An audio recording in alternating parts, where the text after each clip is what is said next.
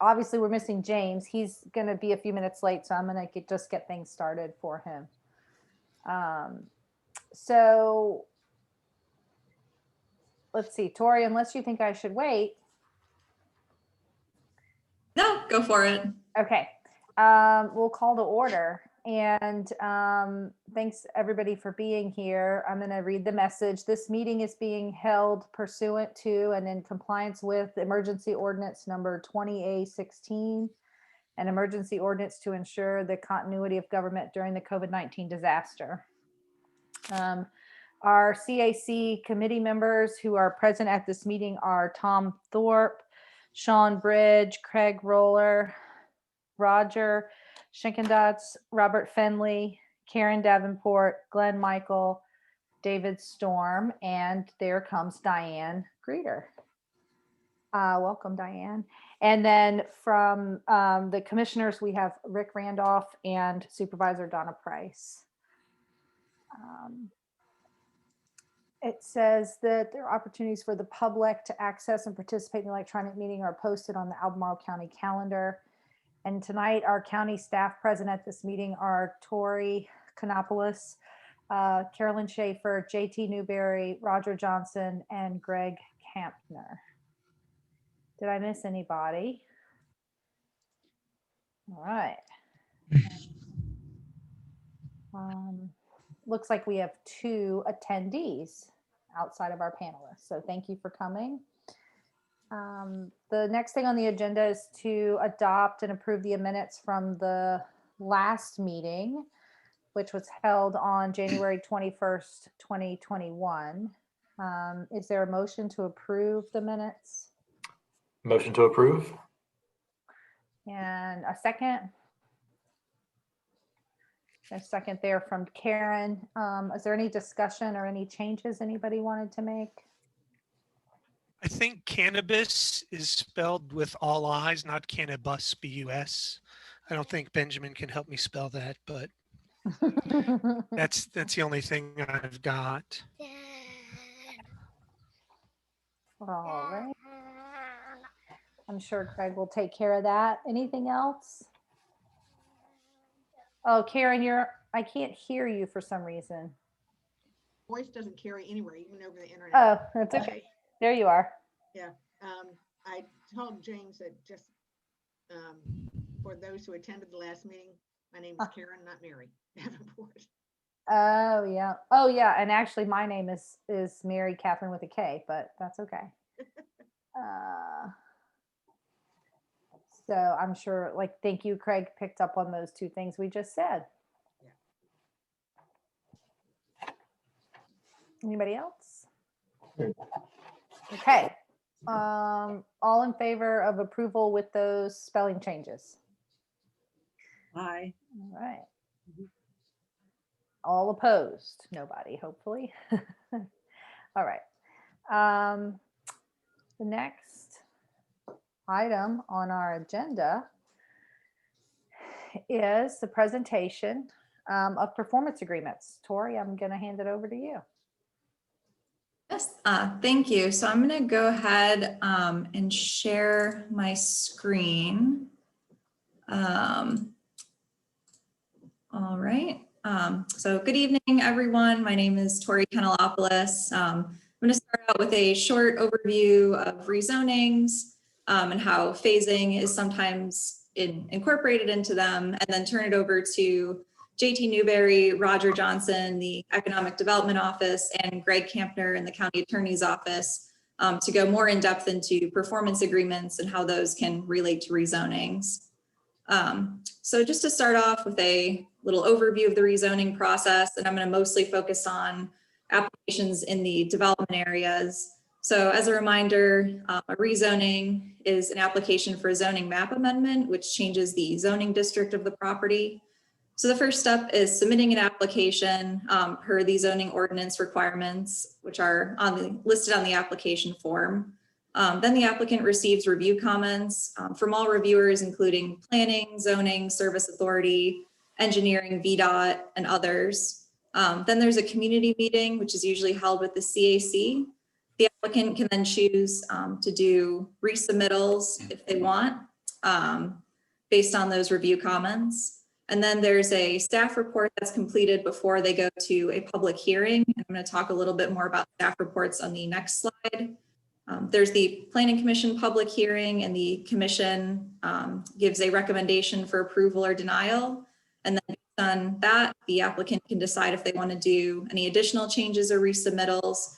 And then the final step is the Board of Supervisors public hearing, and the board votes to approve or deny the application. So for the staff report, there's two main areas of review. There's the consistency with the comprehensive plan, and then requirements include the anticipated impacts of the development. So for consistency with the comp plan, this would include any relevant policies in the comp plan, such as housing, transportation, the neighborhood model principles. It includes the master plan for the development area that the application is in, and then consistency with the affordable housing policy if any dwelling units are proposed. And then for the zoning ordinance requirements, there's the intent and purpose of the zoning district that the applicant is requesting to be changed to. For example, for neighborhood model, that would be include a mixture of uses, pedestrian connectivity, things like that. And then there's an analysis of the anticipated impacts of the development, which includes roads, schools, emergency services, water, sewer, if there's any environmental, cultural, or historic resources that would be affected, the anticipated impact on adjacent and nearby properties. And then there's an analysis of how those impacts are mitigated, if they are. So for example, this could be providing funds or right-of-way dedication for transportation improvements caused by the development. So phasing is not something that can be required by the ordinance, but it is allowed to be included. And if phasing or timing is included, it needs to be related to the impacts of the development, which were those impacts stated for the staff report analysis. So for example, there may be a requirement that road improvements need to be completed after a certain number of dwelling units to mitigate the impacts of those additional units. And if phasing or timing is included, it's usually included with the proffer statement if there is one. And there's no requirement to be able to require certain areas or blocks to be built first, or to require a completion date for the entire project. And if there is phasing or timing, it's often tied to open space and road improvements for larger projects, since these projects may take years to build out, and then there can be specific triggers for when certain parts of the road and open space requirements need to be completed by.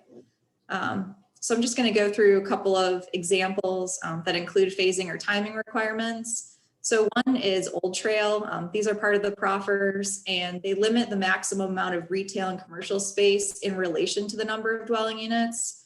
So this was based on previous Crozet master plan language on the future land use for this area and the neighborhood model requirement for a mixture of uses.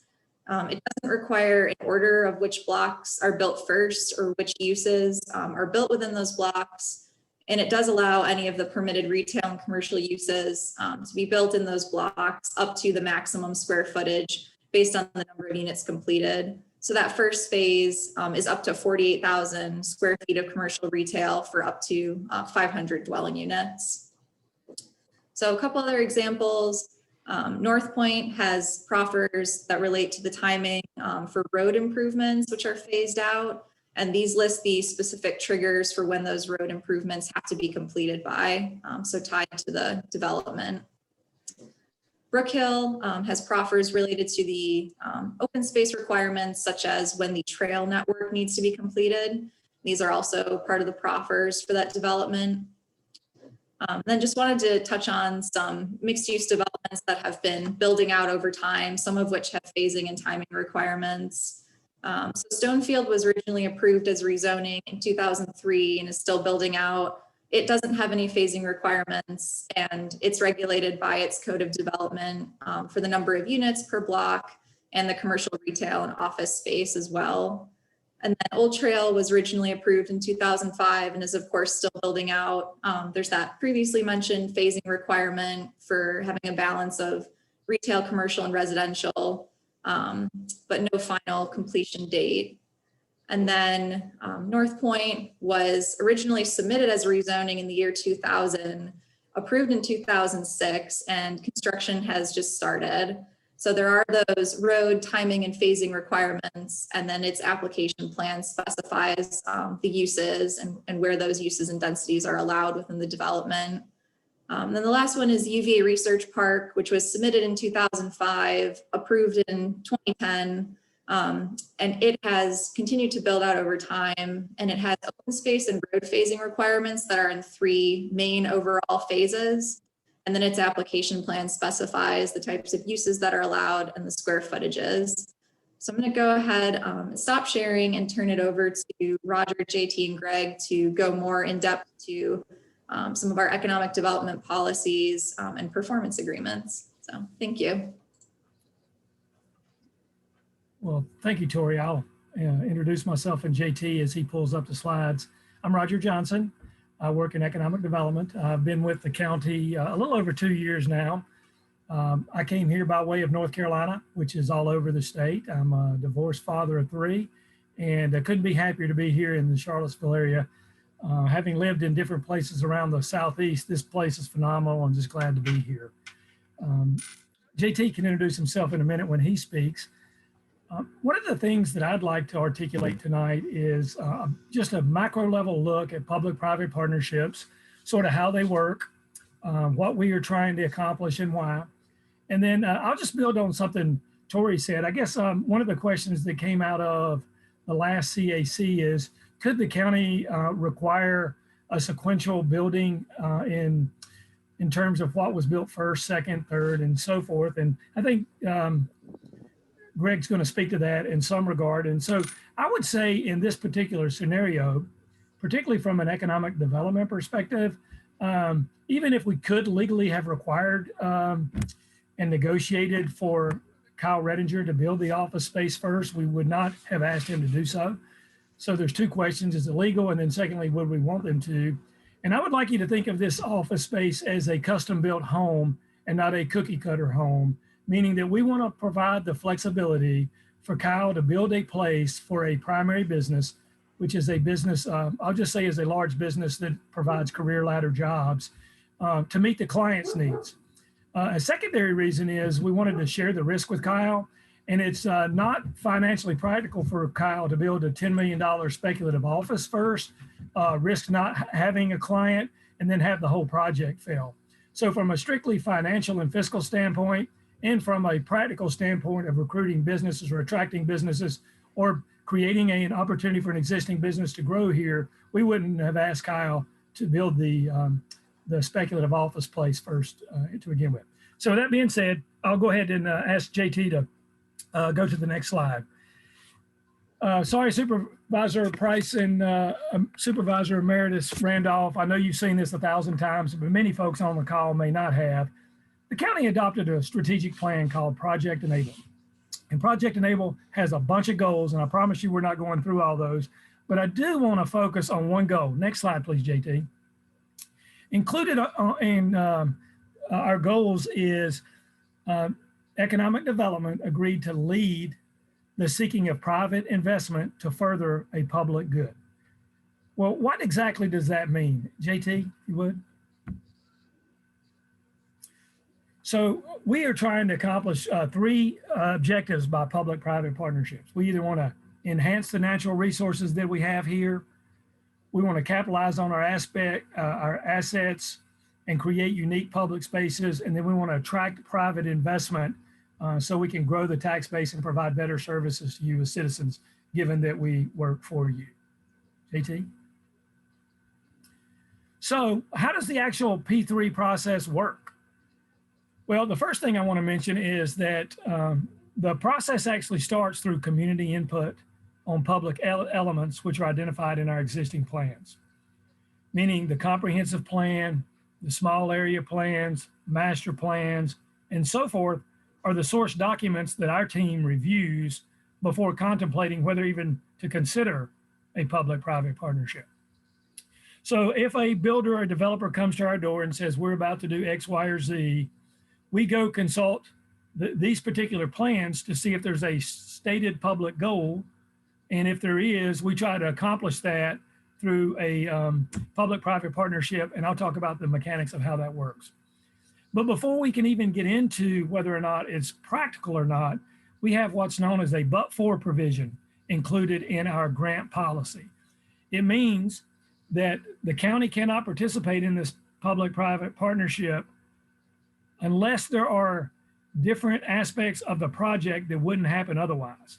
Maybe it could be a larger scale or a scope, or it could include public elements, much like ABC, which I believe JT is going to delve into a little later. But the general idea is if the project were already going to include those elements, the county would not be engaged in the process. And when we have a P3 agreement, we agree with the developer that we're going to both share the rewards and share the risk. Meaning we can't just necessarily dictate what the developer is going to do. It is a compromise in terms of how we go about negotiating what components are going to be included in that particular project. And as a general rule, not in all cases, the county does not provide capital on the front end, meaning the developer must build the project or begin the project, increase tax value, and the incremental value in taxes are used to pay for the public elements or the stated goals in the comprehensive plan. Just a hypothetical example, if a land was worth $500,000 and after it was rezoned and graded, it's worth $1 million, the incremental value is $500,000. And the additional taxes he pays on that $500,000 are used as a rebate to pay for the things that are in the comp plan or the small area plan or the other types of stated goals. That's generally how a synthetic TIF works. And additionally, we have a process that we follow. As a staff, we don't make these decisions. They're ultimately decided by the board. It is true that staff makes recommendations to the board after vetting the developer, making sure they were a good partner, both financially and as a good steward in our community. We also do some other due diligence about the tax values, as well as what the community has stated. And we'll actually adjust our offer to the developer based off of the feedback from the board. And in the ABC example, we added some public elements that were not originally included.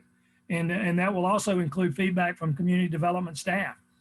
JT will get into details about that again, but it's suffice it to say, what we present to the board and what we present to the EDA is not the final product. Those things change in an iterative process. So after we have a closed session with the board, we generally execute a performance agreement, which talks about matters of economic development and probably community development in some aspects, maybe parks and recs in some situations. But the processes are separate and distinct from the rezoning, which is a land use question.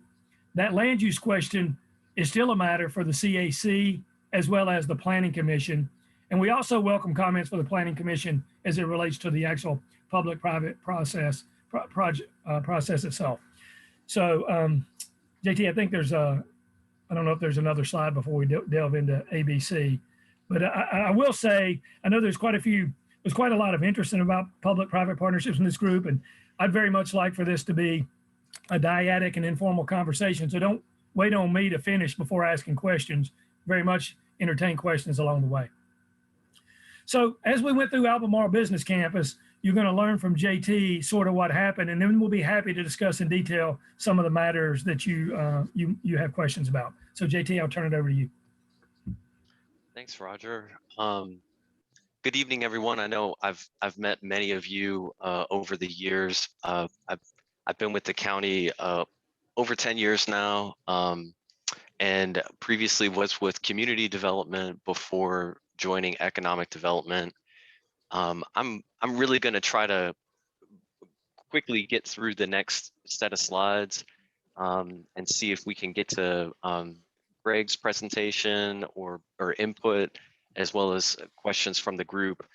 But to take all that general process that Roger gave us information about and apply it specifically to Albemarle Business Campus, it followed that exact process that Roger described. The developer, many of you probably recall an earlier iteration of the project called Royal Fern, where the developer had some mixed use components. He went to the Planning Commission and received a recommendation for denial, and ultimately decided not to go forward to the Board of Supervisors, but to revise the concept. And at that point in time, he engaged our office for feedback. Roger mentioned Project Enable at the beginning of the presentation. That had been in place for about a year, and the developer asked for our feedback about the economic development value and components of his revised vision for the site, which would be known as Albemarle Business Campus. Roger and I looked at it through the lens of Project Enable and realized that it could solve many community-wide issues. At that time, pre-pandemic, our community had a 1% vacancy rate for Class A office. And what that meant was that we had successful businesses, those primary businesses that Roger mentioned, they were leaving our community because there wasn't a desirable place for them to grow here. The other thing was that the state, in recognizing that the county was had an economic development strategic plan and was engaged in these types of activities, was knocking on our door and saying, hey, here's a company from another place that could thrive in the Central Virginia region. Are there any spots in Charlottesville? And we would have to say no, we don't have any spaces like that. So by working with Kyle, the opportunity to partner on the economic development component of the 25,000 square feet of Class A office space was relatively straightforward. That achieved multiple goals in Project Enable. But we also recognized that this was one of the last greenfield undeveloped spots in a special area that had other desired public elements that could be included in the space. And so that's when Roger and I worked with Parks and Rec staff, community development staff, others to review, what were some of those elements that could be included. And that's what you read in the performance agreement. That's the enhanced bus stop, the dog park, the linear park, the connectivity, the dynamic transport, bike racks at every building. Those are the things that were included as a result of that additional input. I'll take a really quick step back here and just mention that development being a risky endeavor, before the developer even began pursuing a rezoning of this site, obtained approval for a by right version of the development, which would have been strictly residential. What's shown on the screen here focuses on what is now the Albemarle Business Campus side. That would have resulted in 30 townhomes, 16 single-family dwellings. So, this was an ultimate result that we feel like would not have been the highest and best use of this undeveloped land. And so, this is an exhibit that's included at the end of the performance agreement. It's not as pretty as what the developer has, which I'll show you in just a second, but it just makes note of those public elements that I just listed, sort of the linear park, the mixed use trail, the bus stop improvements, the area for safe dynamic transport, pickup and drop off within the site, the internal pedestrian connections throughout the entire project. And so this is what's at the end of a performance agreement. This is a much more attractive version of what the vision for the project would be. This is not only important for educating the community about what the goal of the project is, this gives something for Roger and I to approach those businesses that are being recruited out of our state to North Carolina, Colorado.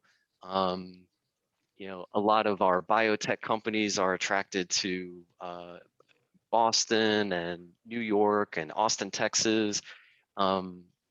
This gives us something that we can show that will help us market the county's available space. And so the last thing I'll say specifically about ABC is that we investigated what it would cost for us to secure this type of space that we needed for business on our own. Absent land costs, it would have been no less than $7 million. So this particular project, ABC, it's within an opportunity zone. It's adjacent to Route 64. It's close to other amenities in our community. So including the land costs and opportunity for something like 25,000 square feet of space is a very expensive and risky proposition, which made partnering with the developer really attractive. The last thing, JT, can you explain what an opportunity zone is? yeah. So as a part of the latest federal tax bill, there was some legislation included that would designate census tracts in every state across the country, enhanced tax incentives to spur investment in areas that had been historically underutilized. And so there are tax benefits to both physical development, vertical construction coming out of the ground, as well as operating businesses. So if you're a startup business that's struggling to access capital, there were many firms across the world that were raising tranches of money to invest in opportunity zones because it lowers their risk for return on that investment. They are, before anything happens, they're entitled to certain tax benefits depending on how long they leave that money in there. So our area has 4 opportunity zones. 2 are in the city, 2 are in the county. And this happens to be Albemarle Business Campus happens to be in the southern opportunity zone of the county. You may have heard that mentioned with the Habitat for Humanity project as well. When the legislation was first adopted, that Southwood project was really talked about in a lot of national conversations as an example of here's how opportunity zone capital can further public goods and areas that has historically had difficult access to capital. JT, I'd like to add to your comment. You were talking about opportunities on tax benefits in the context of the built environment. It's also important for this group to know that those benefits also extend to a business that locates there. So the investment can be directly in the buildings themselves or in the business that goes there, which makes this particular area more attractive for a primary business. And a primary business is defined by our staff is a business that produces a good or service here locally, sells it outside of our metropolitan statistical area, bringing all that wealth back into the community so that we have more monies to support our local businesses, coffee shops, taxes, all the good things that we love. It's an idea that's to grow the pie so we can take care of so many of the things the community wants. Thank you, JT. Thanks, Roger. And thanks, Greg. The last slide I had was about the role of the EDA. I just wanted to quickly provide some background on this body. It's not one that many members of our public are used to hearing about. These used to be called IDAs, Industrial Development Authorities, and their main role was to do bond issuances for big public projects like hospitals or schools. And then many counties use them to develop industrial parks, kind of the traditional, interstate interchange industrial park. That hasn't been the way that the county has historically used our EDA. We have a memorandum of understanding with our Board of Supervisors to focus on our strategic plan goals as defined in Project Enable. Our meetings are much like this one now. They're electronic. They're once a month.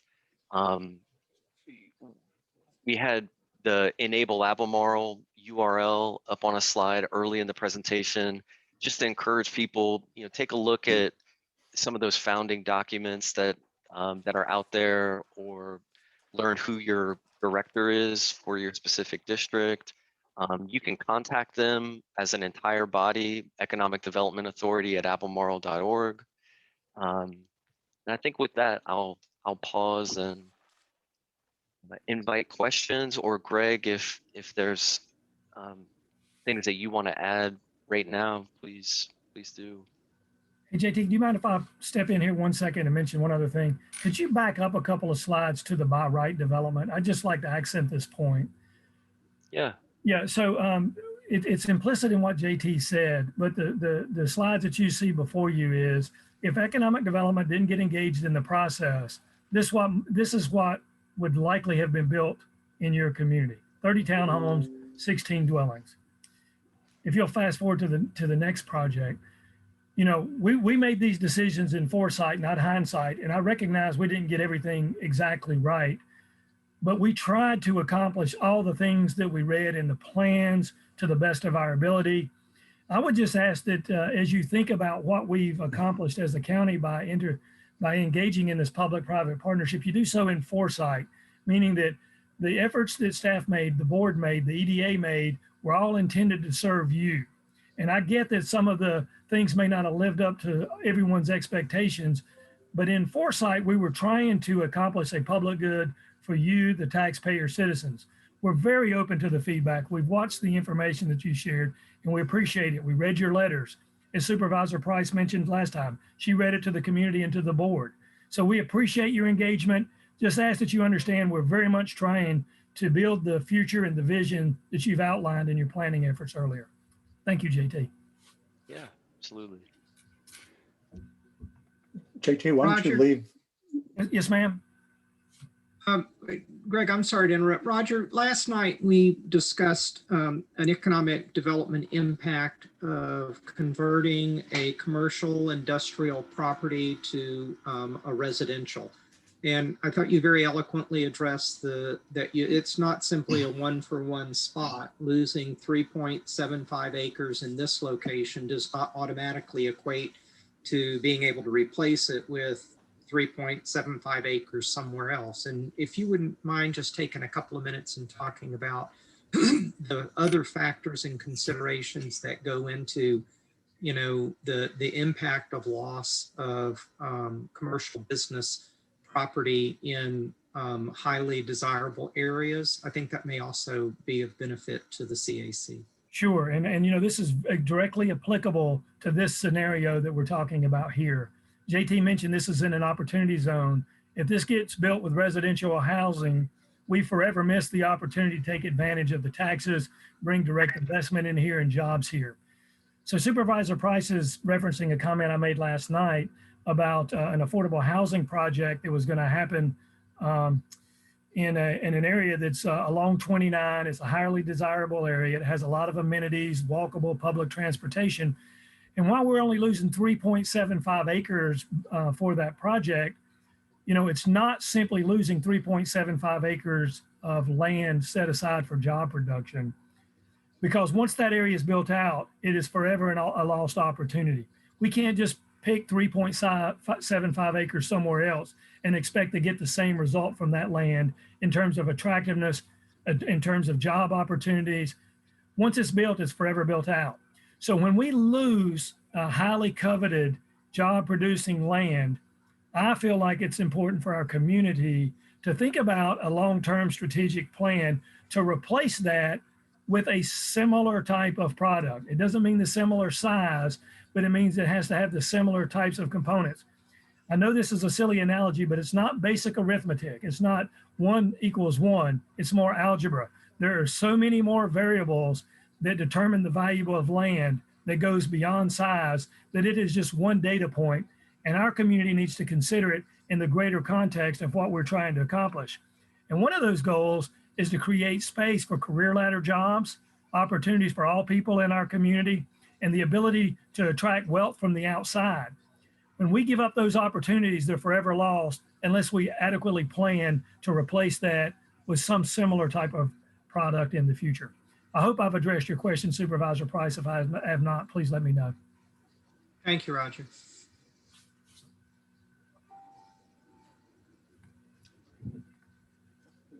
David has his hand up.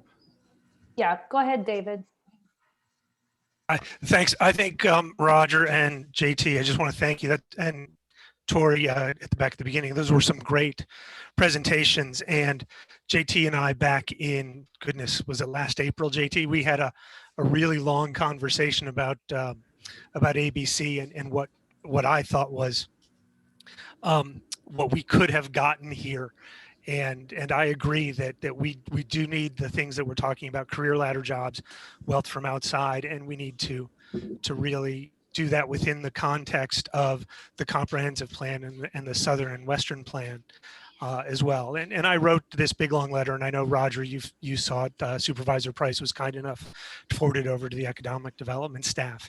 And I guess my concern was twofold with some things that we could have done here. And we've seen a number of these facilities going in. When I talk about these facilities, I'm talking about self-storage facilities. And those really don't feel like, and this is some of the phrasing I heard, the highest and best use of a property, especially in an opportunity zone. We're not going to get career ladder jobs. We're not going to get wealth from outside. These aren't going to generate many jobs, one or two. You need to have somebody staff there, maybe one or two full-time positions. They're somewhat rent-seeking in that regard. And I think we could have probably pushed a little harder with the developer for some Class C office space with those biotech companies and things that they might like. And I've seen some pushback in other parts over on the Mill Creek Drive side where the community's been able to get pushback on that. My bigger question was about the timing of the process. That we've got an EDA coming to the board before the rezoning comes to the board. And you're asking the board for a financial commitment in an EDA. And if the board accepts the financial commitment, that tells the Planning Commission, it tells the CAC, and ultimately it tells the rest of the board, and for its second vote, that the rezoning is going to happen. Otherwise, you're not going to commit the money. So hi Ben, I'm concerned with the nature of the, he's been waiting for me to turn the camera on, with the, so concerned about the timing. We had comments from planning commissioners and supervisors previously about that they were concerned with how the timing plays out, that you put the cart before the horse when you have the EDA in place before the rezoning.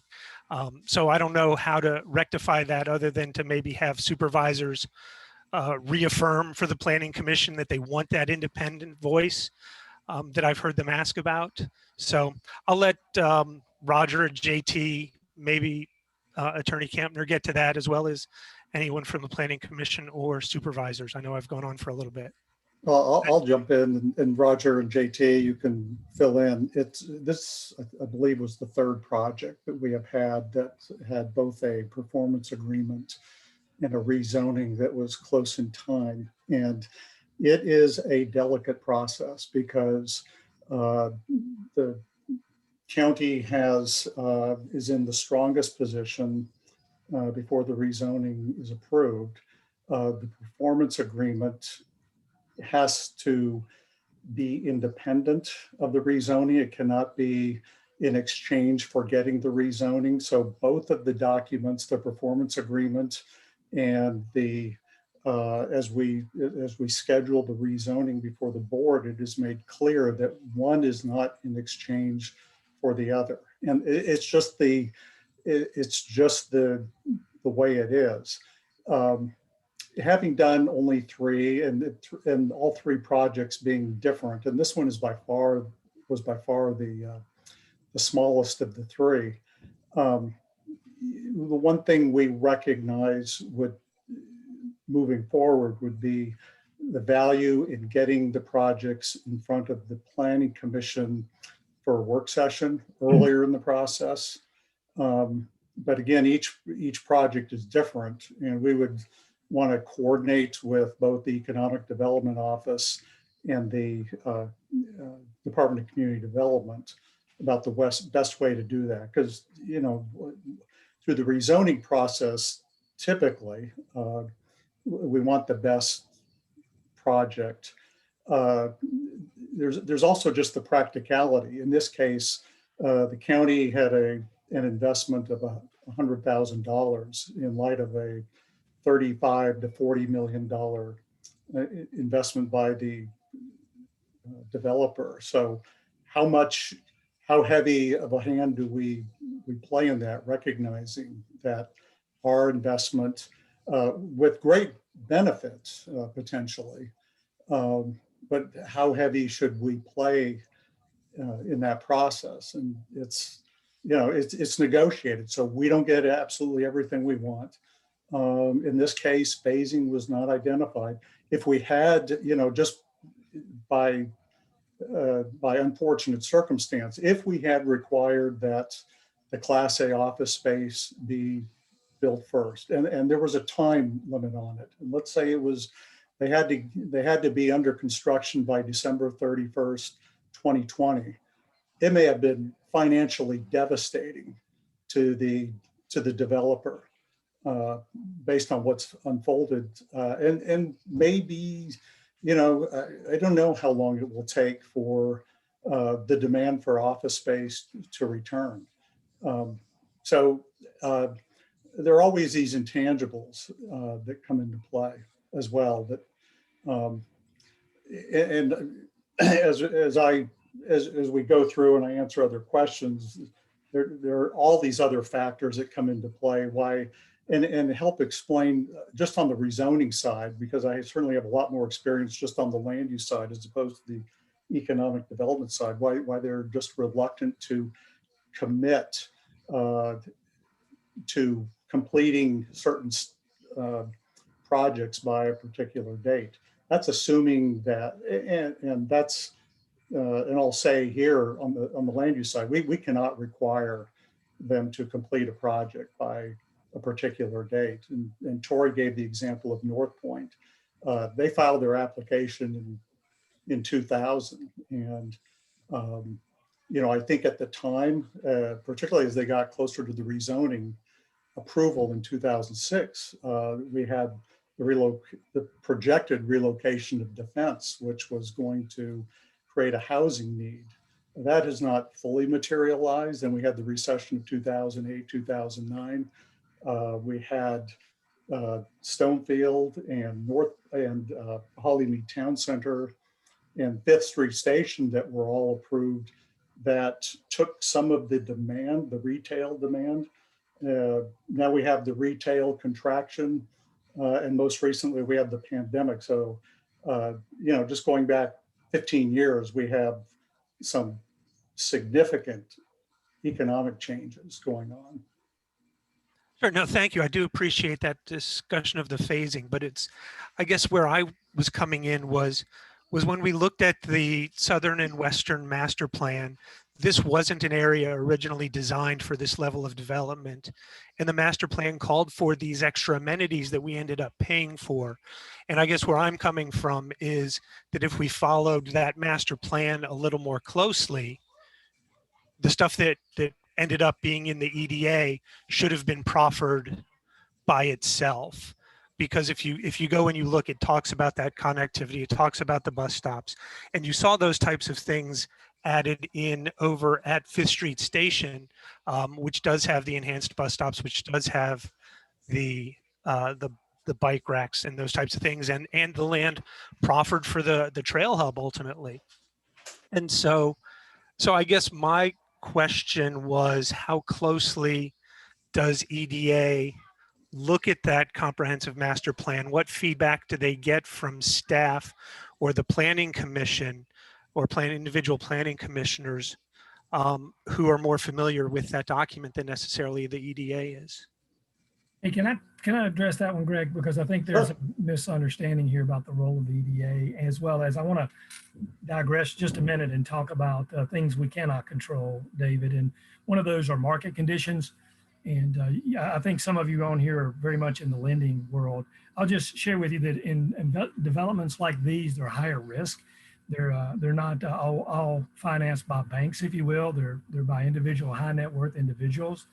The internal rate of return for these projects are not the 2 to 4% return a bank or a capital lending will give. is often 12 to 16% internal rate of return expected by these investors. That puts additional pressures on the developer to start generating revenue immediately.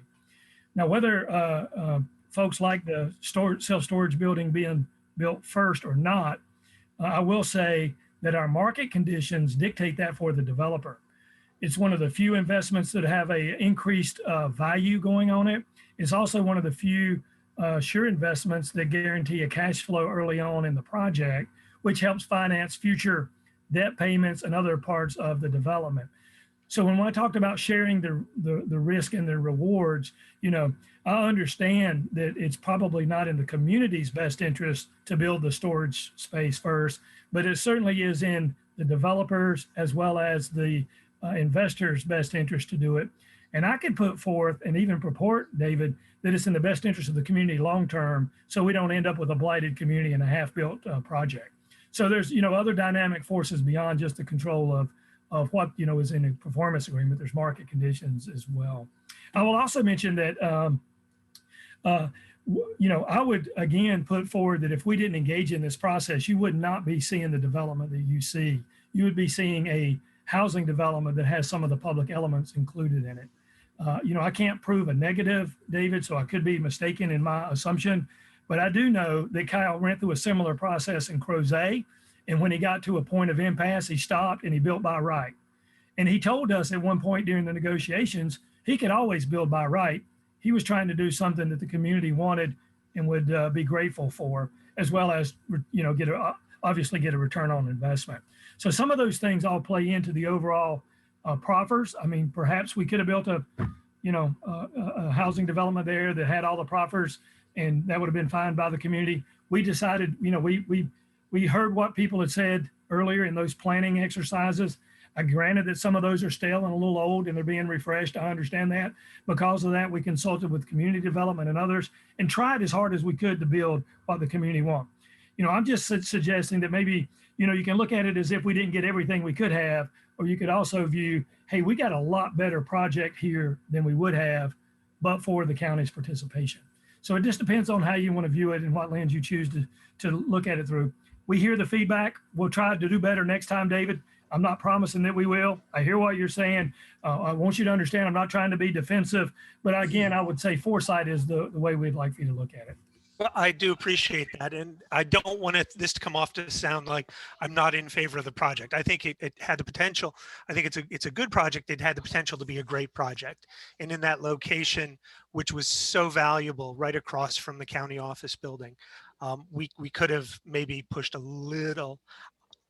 Not being in the discussions, I understand Kyle's experience out in Crozet with Adelaide. I just wanted to make sure that when we're looking at the master plan, that we're really following the master plan, because we put a lot of time into that when we first developed it. I remember working with Elaine back in the day and those were some of my first meetings involved with the county. I think the very first one I attended was to speak in favor of the rezoning for 5th Street Station and asking Wegmans to come to our community. So I think it's a good project. I just wanted to make sure that we're really looking at the master plan. We're following the master plan. When it talks about words like shall as opposed to must, and Attorney Campner knows that, you know, some of those words have meaning, and these are supposed to be those guiding documents. I've taken up way too much of our time. I think I want to address the second part of your question about the EDA. I don't want to this group to think that the EDA is the genesis of these projects. Candidly, it's our accountability. I'm the director. I'm responsible for it. I'm the one that makes the recommendations in concert with JT and in consultation with the county exec's office. But as a general rule, we're responsible for making a recommendation we believe is in the best interest to the EDA and to the board. Most of the times they agree with that, but not all times. I do not want to pass the buck here and say the EDA, you know, should be looking at it through this lens. They're counting on staff to do the due diligence, to do the homework, to do the vetting of the developer and put forward the best project possible. We're completely responsible for supporting this project. I'm very happy with it. I know that you're saying it could have been better. I hear that, but I don't want you to think that it's the EDA driving this. It's 100% economic development, trying to create the vision that you've outlined in all these plans. All right. Okay, guys, I see Thanks. that we have a couple other hands raised, but before we get to those, I just want to see if I think maybe Greg was going to go next in the presentation. Do you have a piece of the presentation that you want to finish before we take more questions? We can do it either way, and I don't have slides. I've watched the video of your January 21st meeting twice and took notes, and I just wanted to hit on a lot of the questions that were raised at that, and some of those have already been answered. Okay. So I see hands up. Why don't we go ahead and take the hands? All right, Sean, you're next. Okay, and thanks Tori and Greg, Roger, and JT for the presentation so far and the answers. Don't forget very JT. You guys keep moving around the boxes, so I'm trying to figure out where everybody is. No, I appreciate it. I think I mentioned this last time. I mean, I think I've only been on this committee or this board for about 2 years. Even with that, I still like I'm just starting to figure out what we do and how we do it and how things work. And I think in addition to David, and I'll try not to reiterate anything he said, but I shared a lot of his similar concerns starting back in April when we were looking at the EDA prior to the rezoning and the level of proffers and that. So I want to ask a couple of questions. I want to try to be concise because I was taking notes, but I recognize that we have a limited amount of time.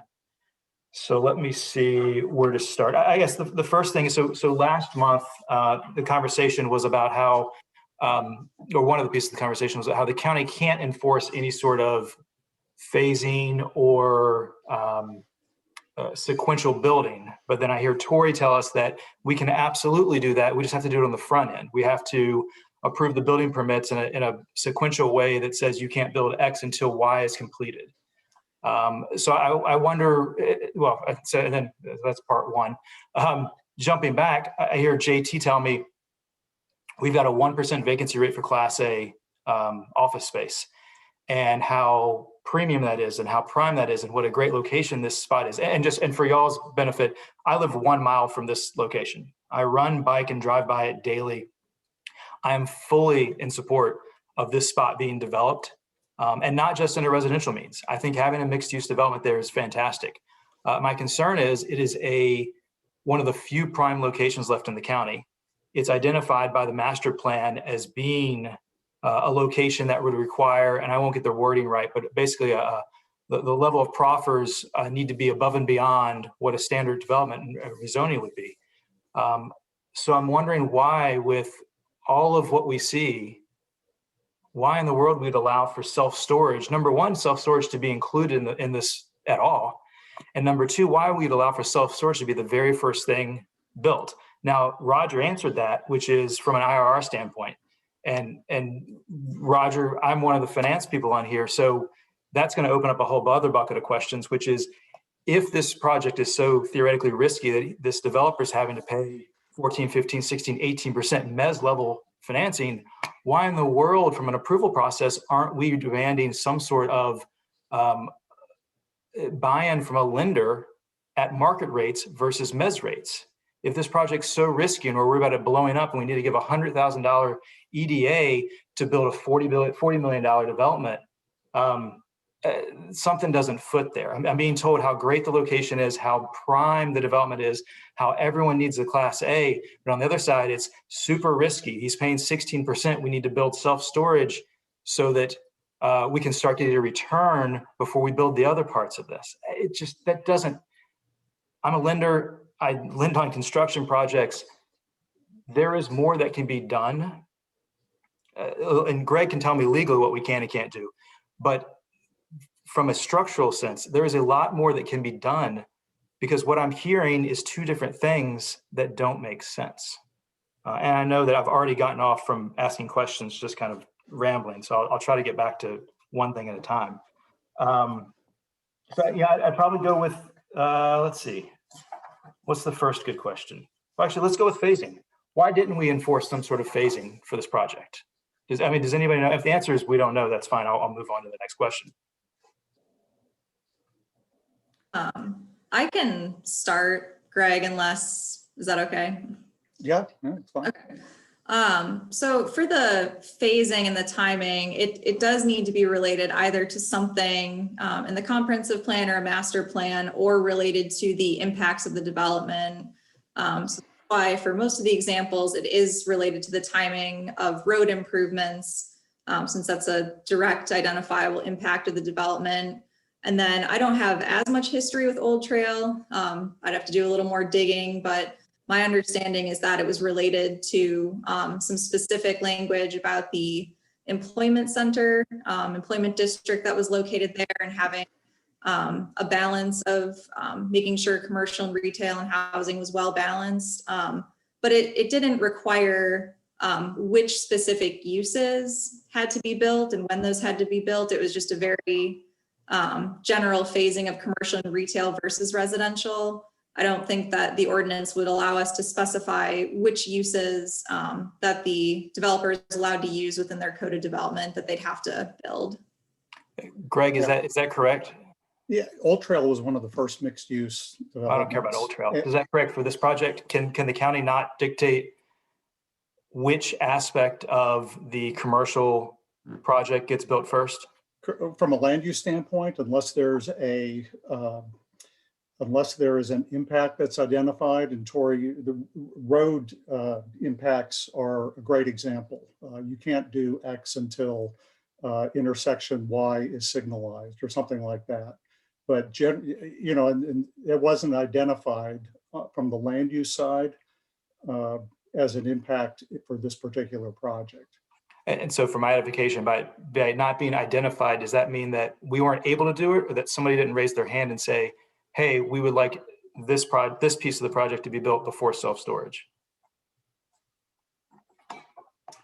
I'm not sure what the planner's thinking was, but by not recommending it, Tori, I don't know if it was even discussed.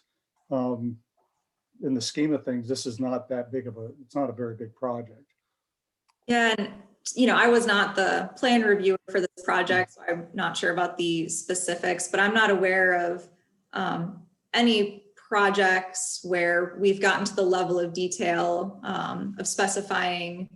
I don't think we could require, what exact use will be built in each block. Usually for these types of developments, especially, medium to larger ones, there's a whole range of uses that are allowed in each block, and the applicant can choose from those. So I'm not aware of any projects where we've required, when there's a range of uses allowed, which specific ones have to be built within those blocks, or which block has to be completed first before the other blocks. Yeah, So in other projects, when I was doing when land use was my thing and sitting in negotiations, developers would be, because of shifting market conditions, they'd be reluctant to commit to a particular type of use coming first or second or whatever.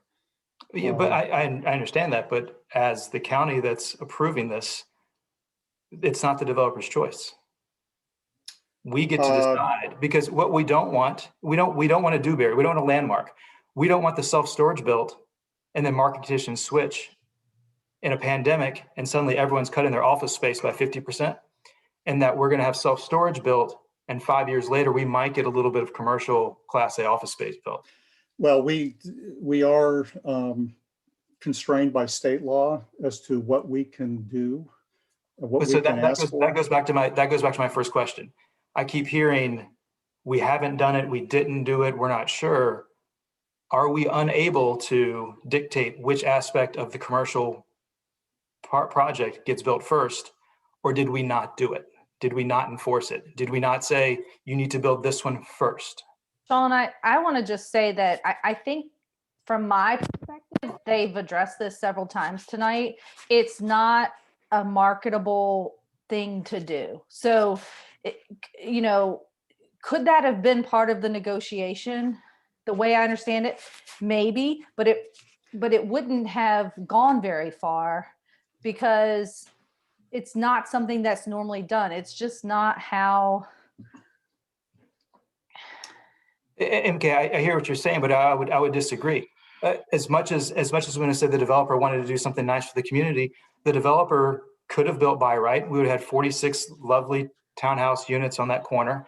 The developer opted to double the size of the development, not just because he wanted to be nice, not just for $100,000 EDA, but because it's much more profitable, because JT just told us there's a 1% vacancy rate for Class A office space when they were developing this plan. This was more profitable. The master plan tells us that this needs to be held to a higher standard, and the level of profits we're getting is just woefully inadequate for for a $40 million development. In addition to that, we keep being told that Class A office space is at a high premium, but they're throwing in self-storage. Why? We all know why, because it's profitable. And I get that. I'm a money guy, big fan of profitable. That's how I get paid back, is by somebody doing something profitable. But when it's downtown, when it's down the street from me, I have a vested interest in what I'm going to see first. But I actually live closer to it than you do, and I have zero problems with the self-storage building there. Personally, it doesn't bother me. I understand you take personal exception to them building self-storage, but I'm not exactly sure that that speaks for everybody here. So I'm just not sure that. Well, and MK, it's less about but for me, it's not less about the appearance. But my bigger issue is we're getting sold a bill of goods. We were told how important Class A office space is. And then all of a sudden the project gets rezoned, and it's including self-storage, which is in conflict with what we're being told, which is why we should rezone this, why we should have the commercial aspect, why we need the Class A office space, because it's at such a premium right now, in such a wonderful location. But it's mixed use, and I do think that Roger explained that very well at the very beginning about why we would not force them to build Class A first, because it's the most expensive portion to build, and you don't have a guaranteed tenant until after it's built. So they can't use economic development power to bring an outside paying business there until it's done. They have to have some way to fund the rest of the project. I understand what you're saying, and I think everyone here understood last time as well. So if you have another question, please ask it. But I don't want to keep going through what we went through last time. I hear you. Thanks, MK. Greg, of the 3 projects you mentioned where the EDAs have been approved prior to rezoning, were any of the rezonings denied? No. Okay.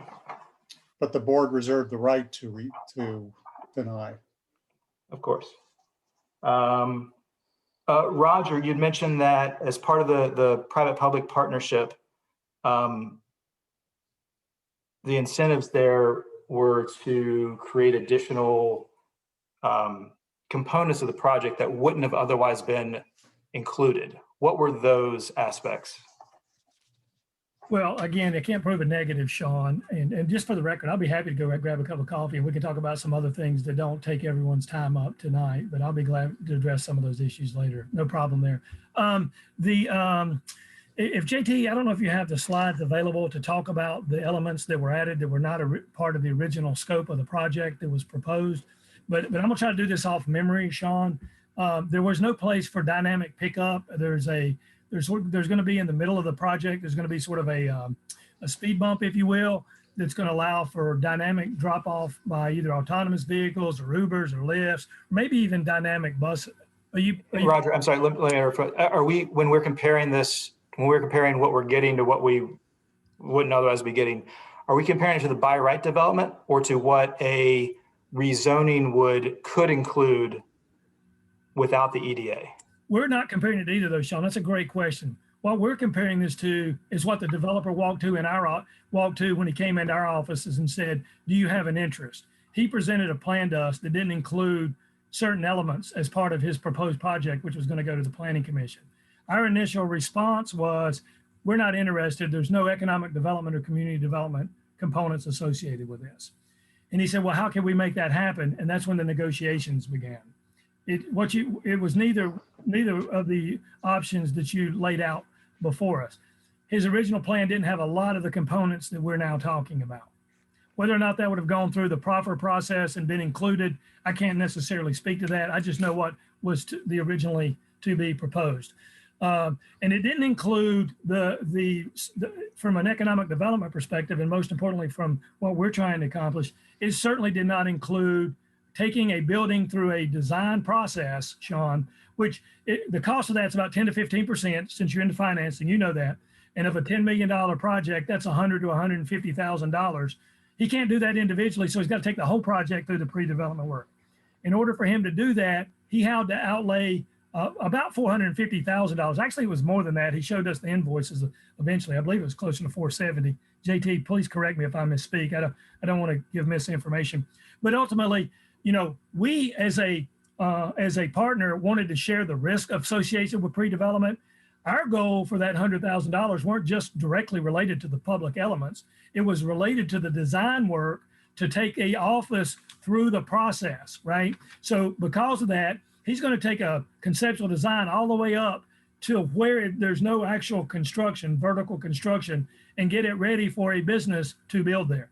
There's going to be a complete pad ready to build, which reduces the time frame to build by somewhere in the neighborhood of 12 to 18 months, depending on how long it takes for us to go through the process.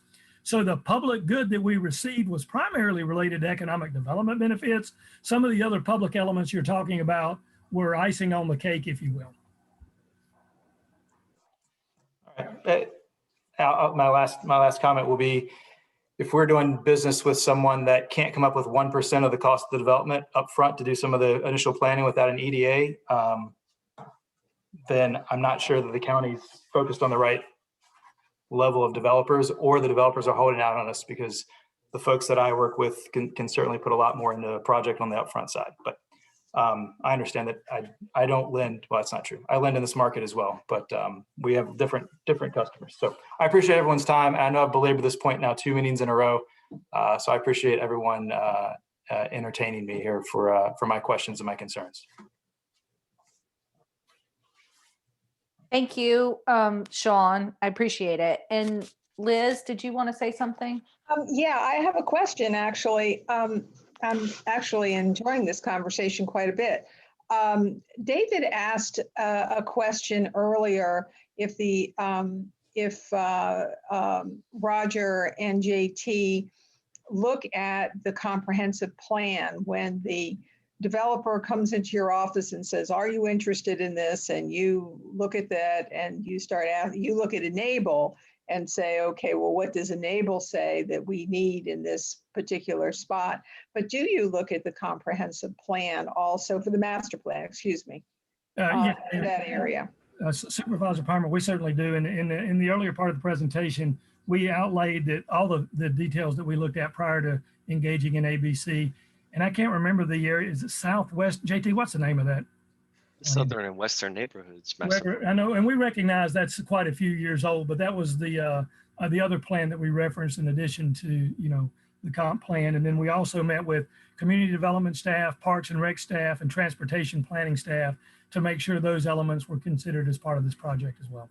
Okay, I missed that when you said that, and I was listening to your answer to David, so I just wanted to make sure that was answered. So thank you, and that's all the questions I have for now. One thing, if I can jump in with the master plans, and just like the comp plans, they're guides. So even if they have the word shall or must or whatever, those should be taken as shoulds. But the other, to the extent that that master plan is speaking to developers proffering certain things, that master plan predates 2016, when there was a pretty significant change in the state law as to localities' ability to accept proffers and what the scope of those proffers can be. There's been a partial pullback from the General Assembly that became effective mid-year 2019 that softened the harshness of that. What happened was that in Northern Virginia localities, such as Loudoun, were imposing $55,000 per unit cash proffers on individual residential units. They complained. The General Assembly pulled way back to prohibit localities from doing that to a large extent. The effect, though, was to pretty much kill rezonings around the state. And so the law recently changed again about a year and a half ago, coming back part of the way. So what the master plan says about what the county should be receiving in proffers has to be taken in the context of the change in state law. The other thing about proffers is that the developer doesn't have to proffer anything. The county cannot require proffers as in exchange for getting a rezoning. So there is this negotiating that goes on, and the applicant can decide this project has other merits. I'm not going to proffer X. I'm not going to proffer Y. I think I can get approval on it based upon the uniqueness of this particular project or site. So there are no hard rules that we can apply across the board. Everything is, it's, at the staff level, it's subject to the realities of what can be negotiated. Greg, one of the reasons why I asked that question is I'm thinking about going forward.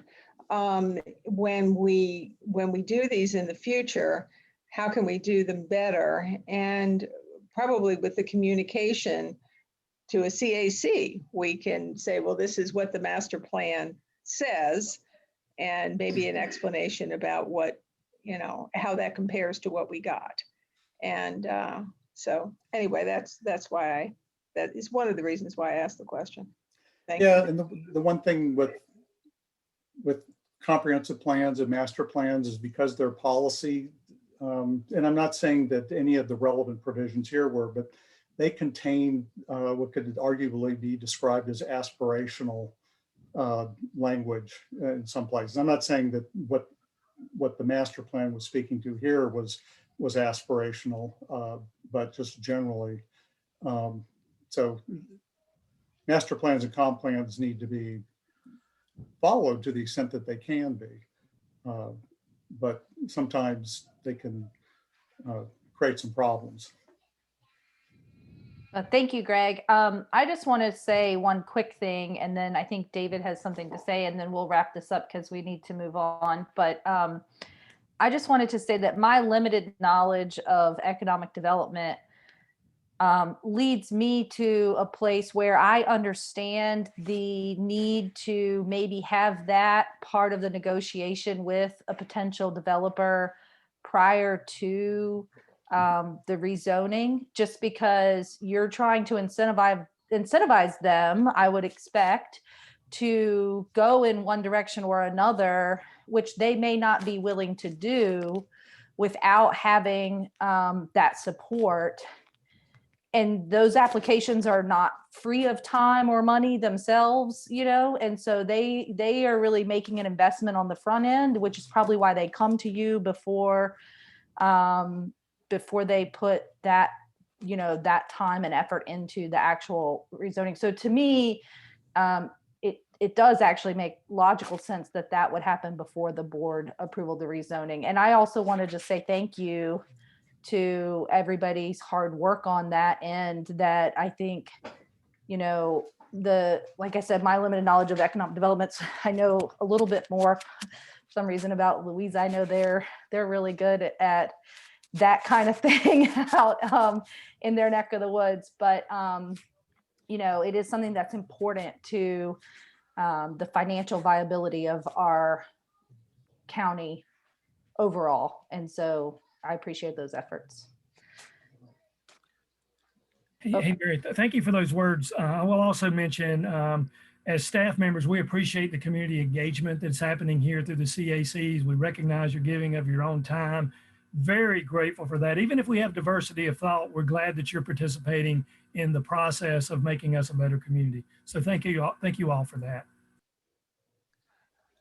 The last thing I had, Greg, was that I think there's been a lot of turnover on the CAC since you may have provided us information on what questions can be asked and a discussion of the proffers and the proffer changes. Because and my recollection can be faulty, that a lot of those were around residential rezonings and not necessarily neighborhood model development or planned unit development, which Albemarle Business Campus ultimately became. So it might be good to revisit that and to maybe redistribute that document that you wrote up and maybe the one after 2019, because I think we've had some turnover here. And I think if we saw that, there might be less confusion over what we've discussed the last couple months. Okay. Thanks. Yeah. All right. I don't see any other hands, so we'll move on to the liaison updates. I'm just going to pick. Donna, do you want to go first?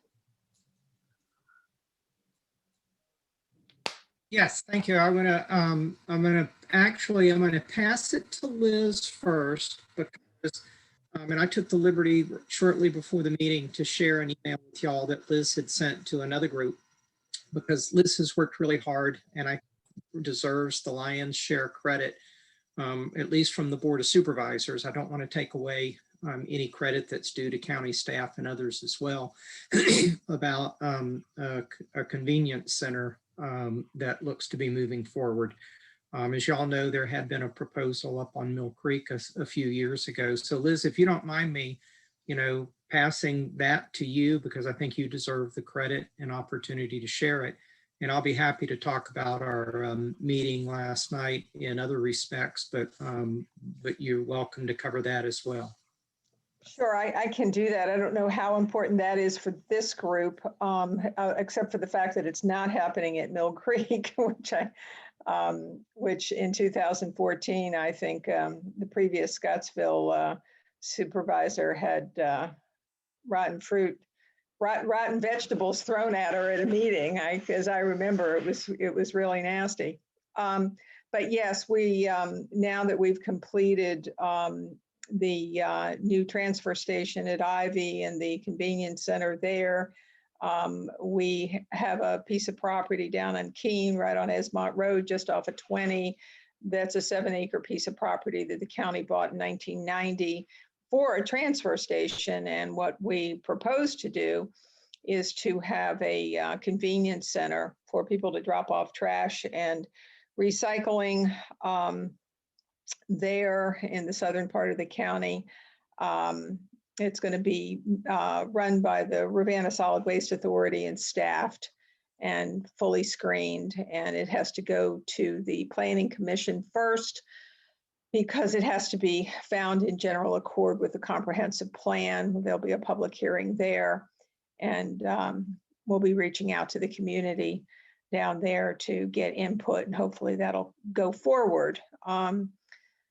And I don't know if Donna wants to do all the rest. We put, I'll say a few more things. We put $3 million into the broadband efforts through the Broadband Authority, and that will hopefully be go toward matching grants with or grants that go along with the VATI grants and with the ISPs to do fiber to the home in our underserved areas, which I don't think is this CAC group. I'm hoping that the majority of you guys have adequate internet service. And gosh, we did a lot. I think we actually helped with the rover landing on Mars, is what it felt like yesterday. We did so much.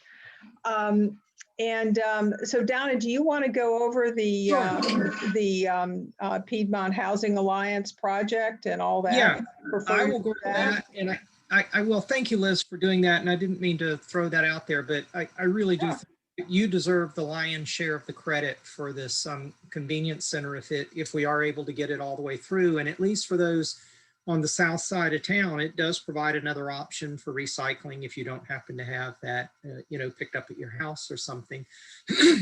I'll just say that for everybody to know this, there has been so much consolidation of haulers in this county and we have a lot of elderly people who live out at in the rural areas that can't haul a their trash down to the down to the corner or down to the end of their driveway.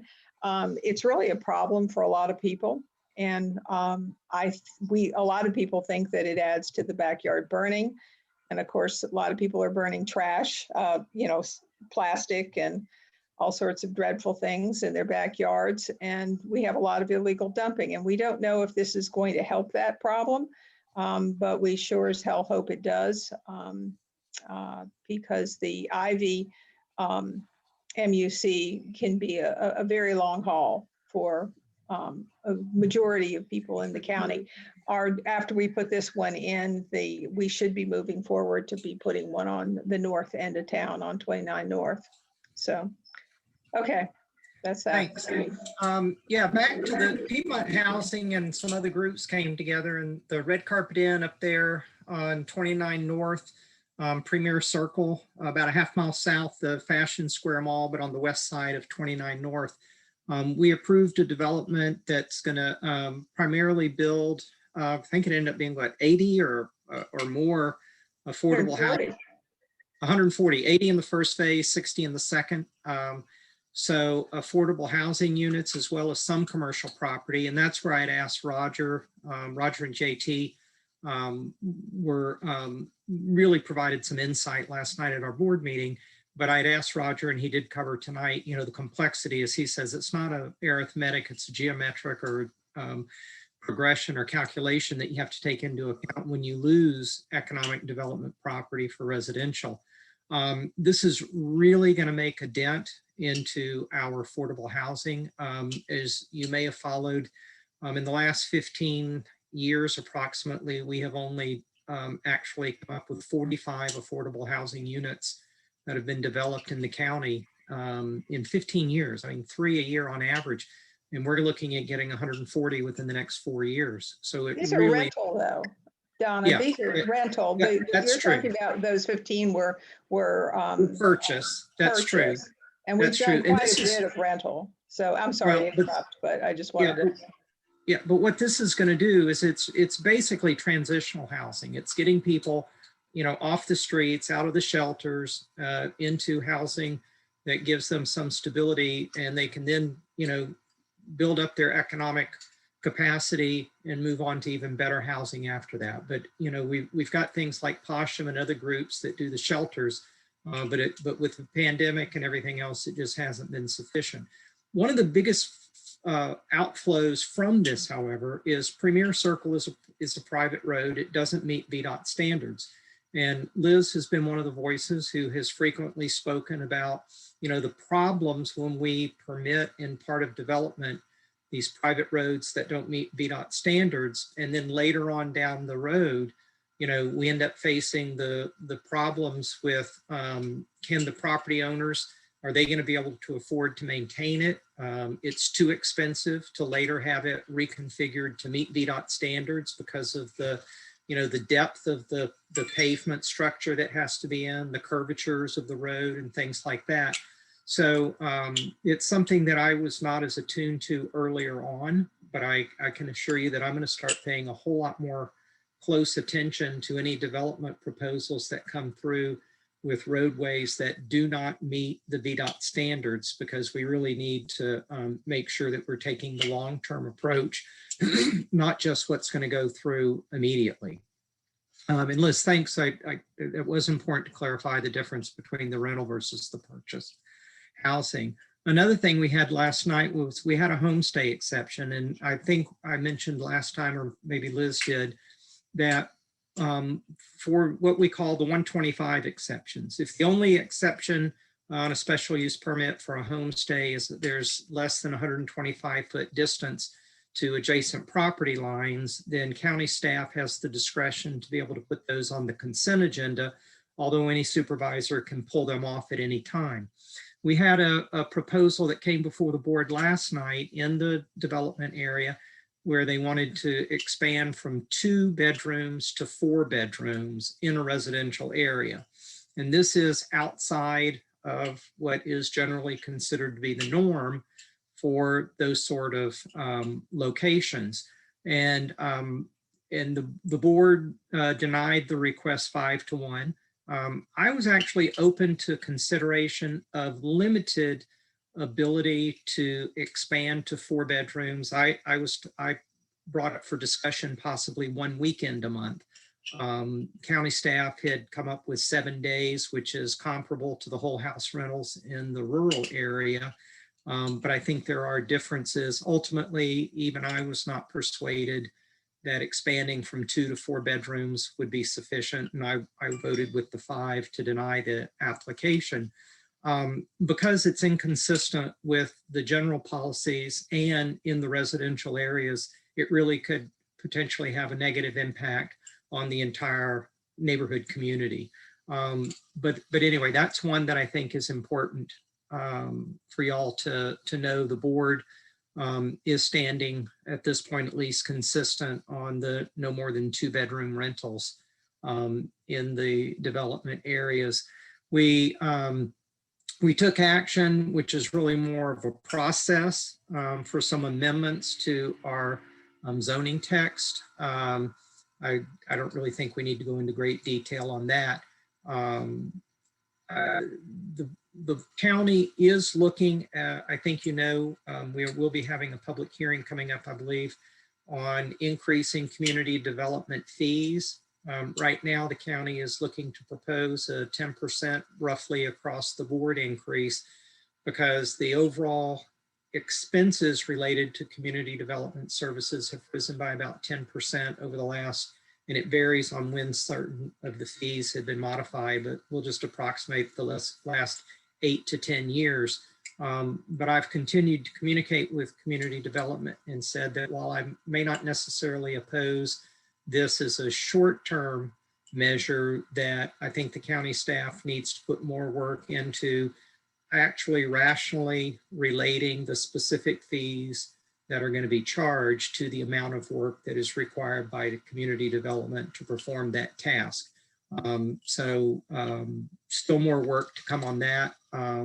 But just so you know on that, we had a report from the Defense Affairs Committee, which has worked really hard to try and help military families and contractors who work with the military who come to our area to be a little more comfortable. For those of us from the Navy background, it's what they've done to this point is sort of the Fleet and Family Service Center in helping people who come to our area to get acclimated to the community, because we don't have a military installation per se.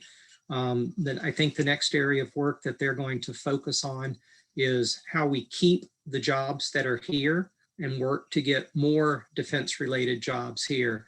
Their report was overall about $567 million a year of economic impact comes to the county, to the community based upon those jobs. So it really is an important thing. And Liz, I think that was most of it. If I missed anything, I'll pass it back over to you. I can't think of anything that you missed. It sounds like you covered it all. Thank you for doing all that. Thanks, Liz. And let me just say something while I have the mic for next time. And I know that we still have to hear from our planning commissioner. I saw when I was reading the minutes for this meeting, it reminded me that somebody had asked about the real estate assessments and how we group them in neighborhoods. And maybe if you guys want, we can have our assessor come and talk about how they do that for the future if you want it. And now that's all. I don't have anything else. I just thought I'd throw that in while it was on my mind. I have a quick question. Either one of you can answer this. The convenience center, just to clarify, and you probably said it, that would also have a recycling component? Yes, it would be a McIntyre style recycling component along with trash. Yeah. And the idea is to put these at different locations around the county, like many other counties do. Nelson County has 6, Augusta has 11. This is a pretty common, basic thing that government provides. Our county just has not chosen to do that. Yeah, and I don't want to, I didn't mean to interrupt, Liz. And I want to make sure that this is very clearly understood. This is a convenience center for households. Mhm. Proposed to be a transfer station. So if you think of McIntyre, as Liz just mentioned, it's that plus household garbage, or you can think about the recycling center up at Ivy Materials Utilization, whatever it's called, but not the transfer station up there where you go when you dump your garbage. This is not going to be commercial companies coming through with, either pickup trucks or big dumps, big trucks full of garbage and stuff like that. This is for the benefit of how it is not going to be a big transfer station. It's you drive your car, you empty your bags, and drop off your recycling. It'll be a tag bag where you drop off 30-gallon plastic bags for $2 a 30-gallon bag. Oh, thank you. That was my other question was there a fee involved? I would assume there was, because there's a fee if you go to Ivy. So Right. And it's Yeah, going to be very similar to the way Yeah. Ivy works. And the Thank garbage will be removed daily. So it really is intended to have a minimal impact on the surrounding community, but great benefit to the broader South Albemarle region. Thank you. Thank you. Rick. In the interest of time, I will be very brief. I'm going to go from trash to form-based code. And do not ask me to explain at 8:32 at night what form-based code is. That will be another occasion. After the excellent work of Rachel Falkenstein and her team, they have presented to the Planning Commission Tuesday night their recommendations of the form-based code that they will take to the board for board discussion and approval. They've been working on this for over 3 years, and where the form-based code will be implemented, initially there's a part of it that is an operational in Crozet, but the real focus for the county has been now for, I would say, 4 years around the existing and decaying area of Albemarle Square. So one of the things we noted on Tuesday night is that the lines for the form-based code have been slightly tweaked, consistent more with the neighborhoods. And rather than fitting in a perfect circle, it's a little bit more of a jagged pattern, which is consistent with property lines. The major issue, which any of you that read the DP and read Allison's, I think, excellent summary of 2.5 hour discussion by the Planning Commission, is that a majority of the Planning Commission is very desirous to see form-based code effectively accepted. And this is an optional code. So a developer can decide to either operate under existing zoning regimen or to go form-based code. And the majority of the board on Tuesday night, the commission, excuse me, expressed their concerns as to whether the existing incentives or whether additional incentives should be deemed a low priority in the priority list for implementation going forward. A number of us spoke to what we saw as the essence of trying to motivate development in this area, having to be based on a broad array of incentives that will persuade developers to come in under form-based code and therefore begin to transform a declining and once glorious shopping area into a much more diverse mixed-use community with public amenities such as parks, et cetera. The other thing the Planning Commission did on Tuesday night, we signed off on a corridor study. Sound familiar? Corridor study on Rio East, and that will actually be done by the same people that worked on the Avon Street corridor study, and that is line and grade civil engineering. So they're back in the saddle on another corridor study, and we did emphasize, as you remember, This was part of that grand experiment of distributing money out to the CACs. The argument for this in Avon Street was that it was going to serve as a template for other corridor studies, and it is indeed doing so. So all of you that worked, and there are a lot of people on screen here who did on Avon Street, all of that good work now is going to be replicated in a new area up there in the Rio district. So that's all there is on the planning front. Thank you so much. Does anybody have any other questions for supervisors or commissioners? Okay. And the last agenda item we have tonight is just other business or future agenda topics. Let's see. I saw a hand. James. Hey, when Donna was mentioning the short-term rentals, it just Donna and Liz are probably tired of hearing me say this, but I've had to fight what I perceive as sort of a thicket of red tape to keep my Airbnb running. I've probably had several $1,000s of fees that are just dealing with administrative items, moving tax boundaries, redoing land use assessments, stuff like that.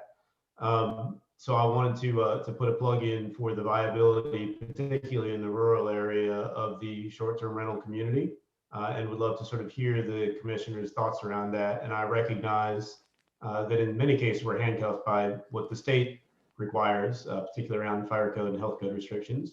But that as a topic of discussion is something that's of personal interest to me.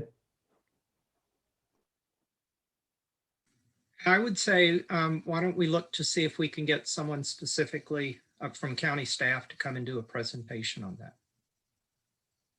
I like that idea. Because I'm confused as well. And I have a lot of people ask me this question.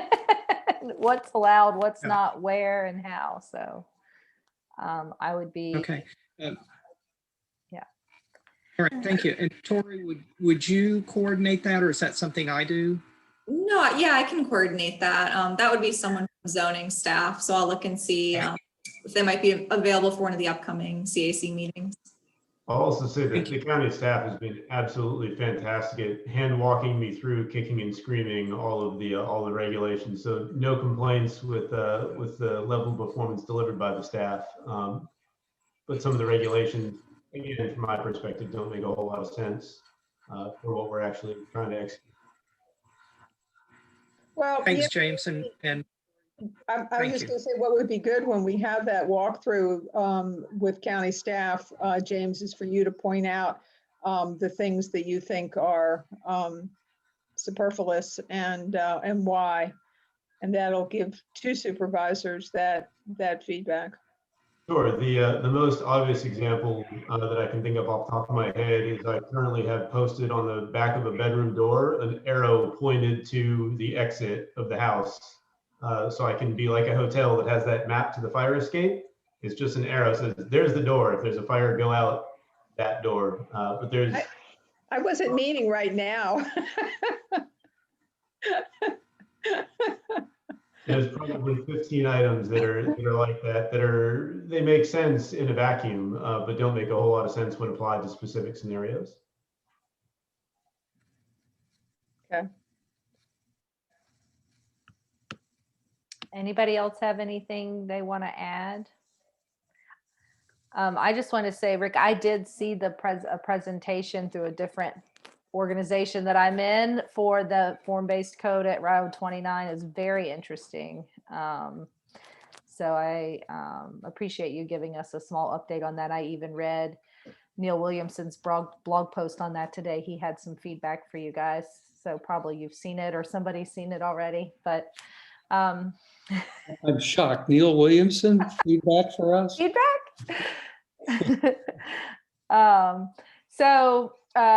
David, check out the Free Enterprise Forum. Oh, you know, okay. So, all right, anybody else have topics for other meetings? All right, I think that's it. Our next meeting will be tentatively scheduled for Thursday, March 18th at 7 p.m. And opportunities for the public to access and participate in the electronic meeting will be posted at a later date in accordance with the emergency ordinance number 20A16 and open meeting requirements of the Virginia Freedom of Information Act. No further business. I adjourn the meeting. Thanks.